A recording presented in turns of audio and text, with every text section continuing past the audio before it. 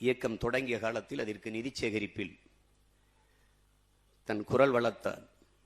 நாடெங்கிலும் பாடி பாடி இதுபோல அரங்குகளில் பாடுகிற போது எண்ணற்ற நம் பெற்றோர்கள், நம் தாய்மார்கள், நம் தங்கைகள், அக்காக்கள் கழுத்திலே இருந்த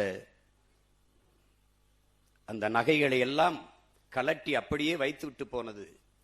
அதிலே அந்த பணத்தை எல்லாம் சேமித்து சேமித்து தலைவன் படைகட்டி போர் புரிய கொண்டு போய் கொடுத்த கொடை நம் அப்பாவுடைய குரலுக்கு உண்டு.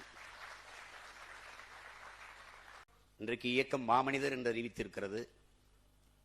நம் தலைவர் இருந்தால் அவர் தேசத்தின் குரல் என்று அண்ணன் பாலசிங்கம் அவர்களை அறிவித்தார்கள்.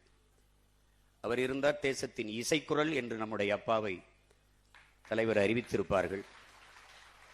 அவருடைய பிள்ளைகள் பெருமிதத்தோடு நம் அப்பாவை தேசத்தின் இசைக்குரல் என்று நாம் அழைப்போம்.